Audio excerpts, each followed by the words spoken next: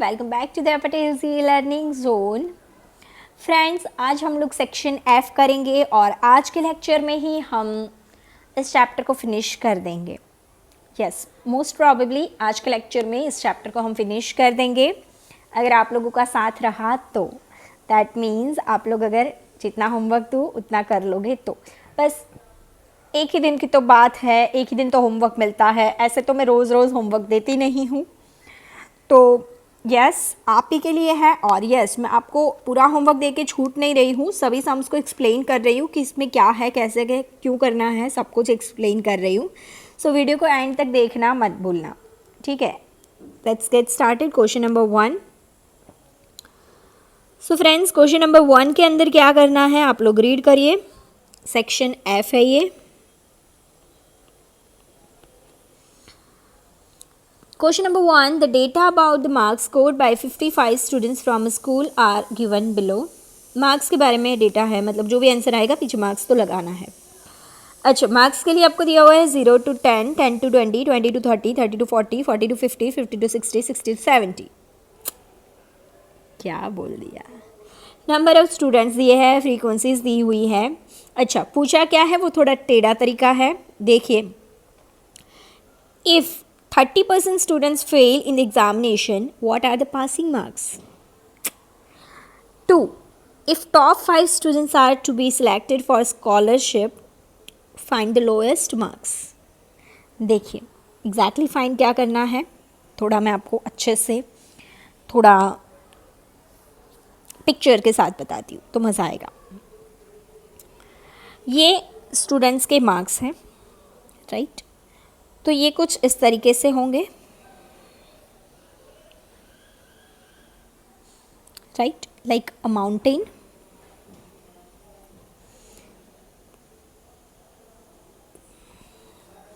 Okay, अब यहाँ पे जो फेल हुए हैं वो 30% लोग कहाँ पे बिलोंग करते होंगे?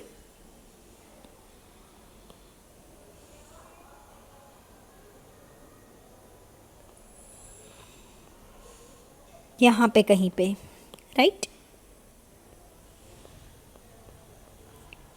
और जो लोग स्कॉलरशिप वाले हैं वो कहाँ बिलोंग करते होंगे? वो 5% है और वो लोग यहाँ पे कहीं पे होंगे।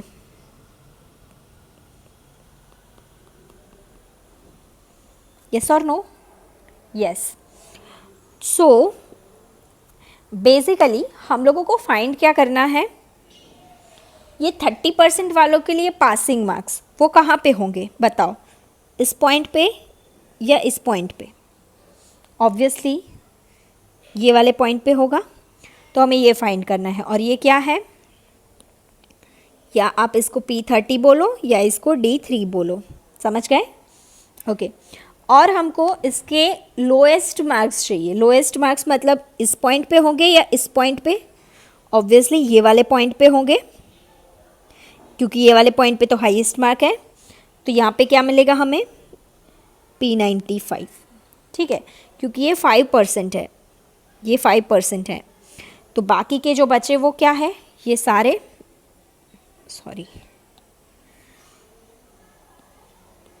ये जो बाकी के बचे वो क्या है, वो 95% है, राइट। सो हमें क्या चाहिए? 95, मतलब P95।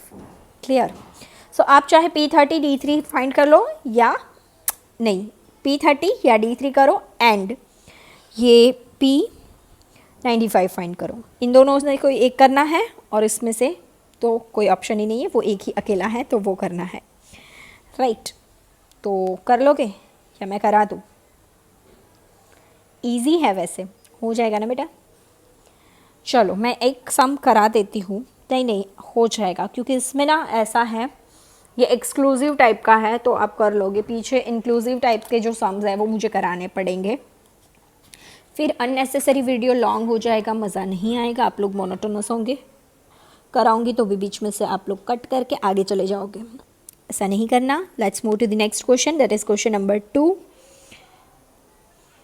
क्वेश्चन नंबर 2 में बोला है 2 brands tyre are to be compared by a mean. अच्छा, यहाँ पे ऐसा है कि दोनों के मीन फाइंड करने हैं। And on the basis of mean which brand of tyre is better. कुछ नहीं भाई, दोनों के मीन फाइंड करो, अलग अलग लोगों के लिए अलग अलग, आई मीन अलग अलग कंपनी के लिए अलग अलग, एंड दोनों के मीन में से जिसका भी मीन ज़्यादा आंसर, जिसके भी मीन का आंसर बड़ा आता है, मोटा आता है, उसका जो क्या है ये, लाइफ, यस, टायर की लाइफ है, तो उसकी लाइफ अच्छी है और वो ब्रांड के टायर अच्छे हैं, ऐसा बोल सकते हैं। क्लियर? जिसका आंसर बड़ा आएगा वो वाली ब्रांड अच्छी है, ऐसा बोलेंगे। तो आप लोग आंसर लाने के बाद ही पता चलेगा। और यस, मुझे कमेंट सेक्शन में बताना मत भूलना कि which brand is better, A और B. Okay, next, the distribution of the sale of a car of a company on the different days is as follow. Find the mode for the numbers of cars sold using appropriate formula. See, यहाँ पे appropriate formula का मतलब क्या होगा, कौन सा formula से करेंगे? क्वेश्चन नंबर 1 मैंने बता दिया क्या फाइंड करना है। क्वेश्चन नंबर 2 मैंने आपको दिया होमवर्क में। कैसा लग रहा है ये? क्वेश्चन नंबर 2 मैंने आपको दिया होमवर्क में। क्वेश्चन नंबर 3 उसमें बोला है appropriate formula. Then tell me which formula will you use, क्योंकि यहाँ पे मैं बता दूँ क्लास लेंथ अनइक्वल है,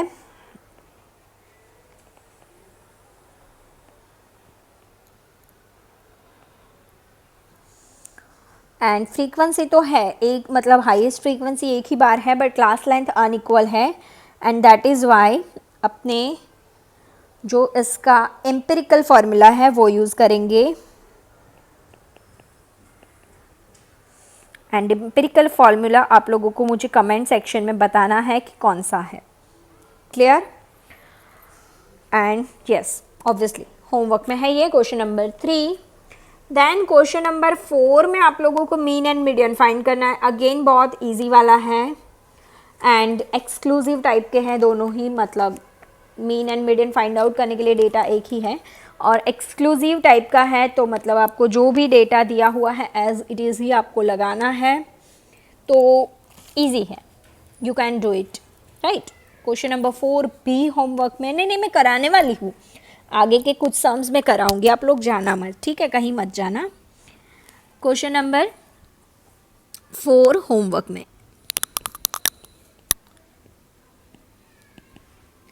क्वेश्चन नंबर 5 ओमिटेड है,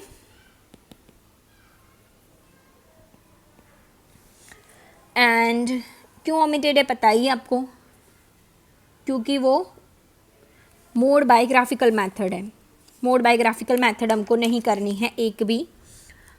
and now question number 6 and 7 वो दोनों ही मैं कराऊंगी। 8 नंबर का again mode bye graphical method है तो वो ओमिटेड है।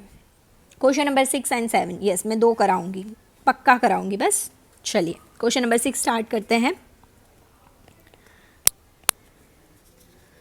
The producer believed that the mode of his daily production is 70. The distribution of production from the data obtained after making some changes in design of a produced unit is as follow. Is there any changes in the mode of the number of item produced? वो तो तभी पता चलेगा जब हम लोग mode find out करेंगे। कर लेते हैं फटाफट से फाइंड। अच्छा, इसके लिए हमको टेबल बनाना पड़ेगा, बना देते हैं। टेबल छोटू सा ही बनेगा, बड़ा नहीं बनेगा, क्योंकि CF की ज़रूरत नहीं होती हमको इसमें।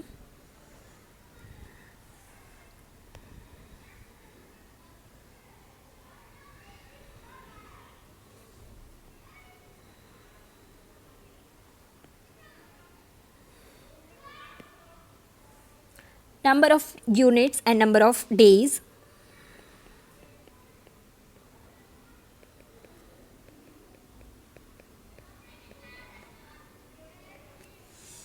तो नंबर ऑफ यूनिट है 60 to 64, 65 से 69, 70 से 74, 75 से 79, 80 to 84 एंड 85 से 89, 90 से 94,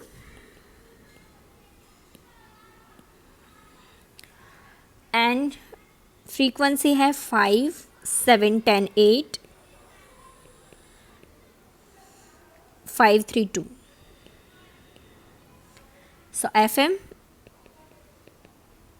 F1, F2. भाई सभी क्लास लेंथ इक्वल हैं तो ऑब्वियसली हम लोग इसके लिए जो डेडिकेटेड फार्मूला है उसी का यूज़ करेंगे. That is mode is equals to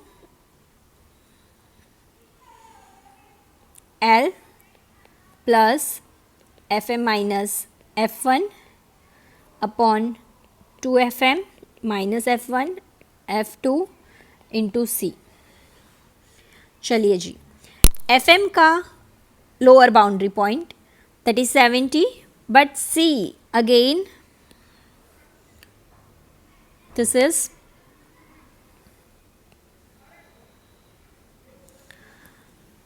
what? Yes, ये एक इंक्लूसिव टाइप का फ्रीक्वेंसी डिस्ट्रीब्यूशन है. दैट इज़ वाई मुझे इसमें से 5 माइनस करने पड़ेंगे. समझ गए ना. फिर FM है 10, F1 है 7, 2FM माने तो 20, F1 7, F2 8. बताओ C कितना है? 4. यस एग्जैक्टली पता था मुझे, आप लोग यही कहोगे. बट 5 है. 69.5 plus 10 minus 7, 3 into 5 upon 5, right. 5 5 cut, 72.5. गलती से लिख दिया, आपको लिखना था, सॉरी. यूनिट. ये है फाइनल आंसर ऑफ मोड. अच्छा, तो क्या चेंज हुआ? पुराना मोड था 70 और ये आंसर आया 72.5. देन ऑब्वियसली प्रोडक्शन इंक्रीज हुआ है. सो हम लोग लिख सकते हैं hence the mode of number of units produced has been increased after change in production design. ठीक है. Done. Question number 7. The data of sales of oil tins of 2 companies sold in a shop are as follow, which shows the sale of 40 days. 40 days की दोनों company के sales दे रखे हैं. And if the median is used to compare the sales, which company can be said have higher sales? Median के ऊपर से पता लगाना है तो ऑब्वियसली दोनों कंपनी के लिए मीडियन फाइंड आउट करना पड़ेगा. कर लेते हैं. क्वेश्चन नंबर 7 बड़ा सा टेबल बनेगा.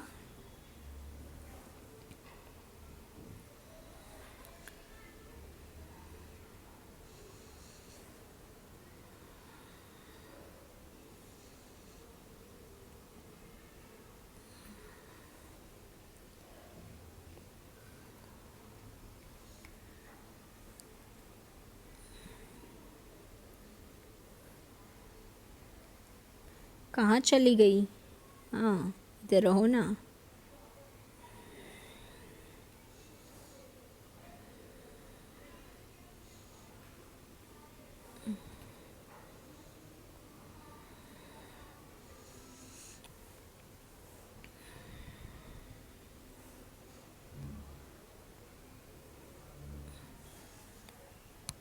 Company X and company Y दोनों के लिए CF अलग से ढूंढेंगे तो दोनों के टेबल भी अलग बनेंगे.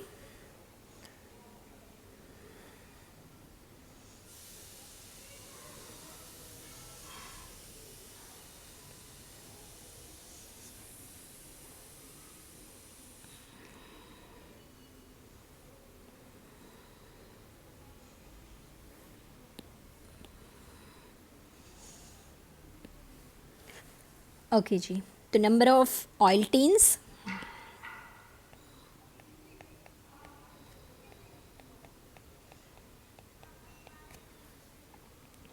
The number of days company X and company Y.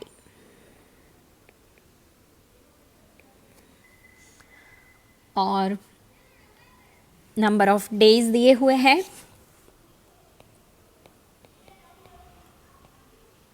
क्या कहते हैं इसको? एफ।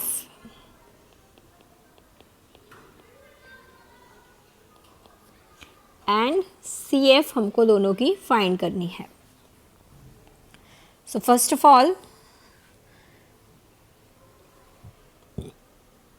2 to 5, 6 to 9 ये हम लिख लेते हैं, 10 to 13, 14 to 17, 18 to 21. You can see which type of frequency distribution is here, continuous और उसमें भी inclusive। तो हम लोगों को L लिखते टाइम पे खास ध्यान रखना पड़ेगा।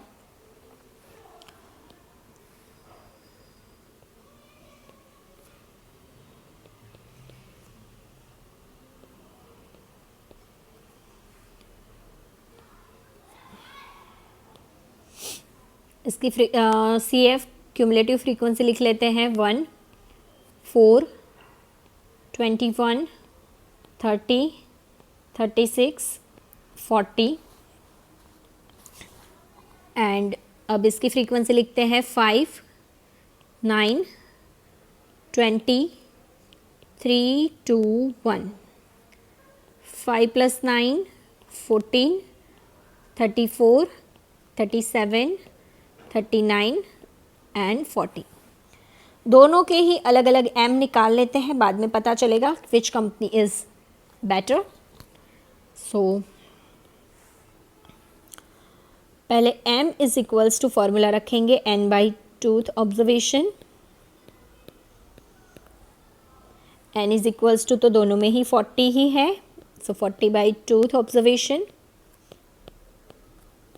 20th observation C in CF। So 20 कहाँ पे मिलेगा? 21 में। सो दिस इज L, ये हो जाएगा अपना F, ये हो जाएगा CF। सो फॉर्मूला रख देते हैं हम, L + n/2 - CF upon F into C। L is equals to है 9.5, मुझे तो 9.5 दिख रहे हैं, आपको क्या दिख रहा है कमेंट सेक्शन में बताना। n divide by 2 that is 20, CF that is 4, F 17 and C कितना है? यस बताइए।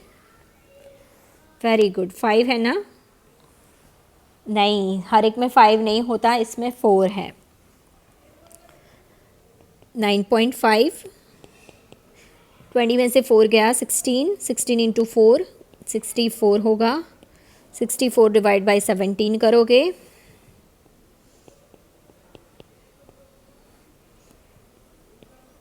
तो फाइनल आंसर मिल जाएगा, मतलब करीब होंगे फाइनल आंसर से। 64 डिवाइड बाई 17 तो आपको आंसर मिलेगा 3.76। यस 3.76।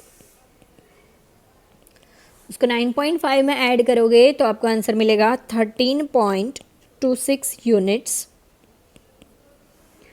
एंड देन हम फाइंड आउट कर लेते हैं कंपनी Y के लिए।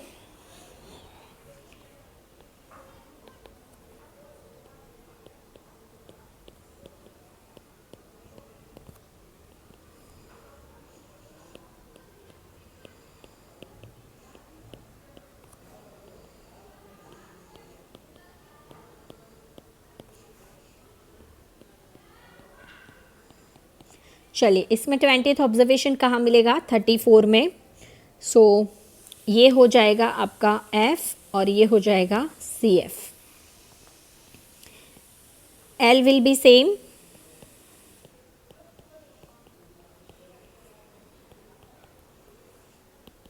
(9.5) n/2 will be same 20, CF 14, F 20 and obviously C will be same 4. 9.5 plus 6 into 4 divide by 20, 9.5 plus 24/20, that is 1.2 I think. Yes, exactly 1.2 ही होगा.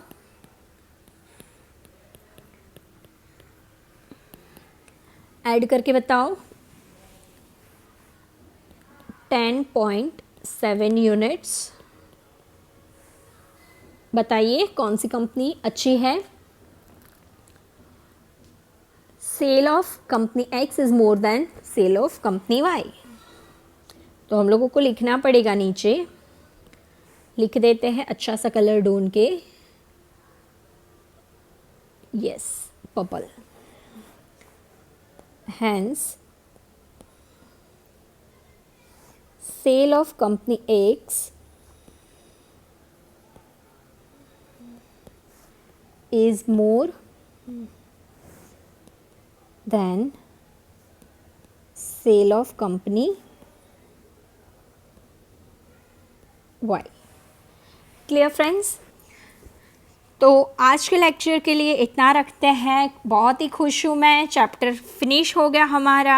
And next lecture से हम लोग एक न्यू चैप्टर की शुरुआत करेंगे. देखते हैं कौन सा चैप्टर की शुरुआत करेंगे. आप लोगों के लिए अभी सरप्राइज़ रखते हैं.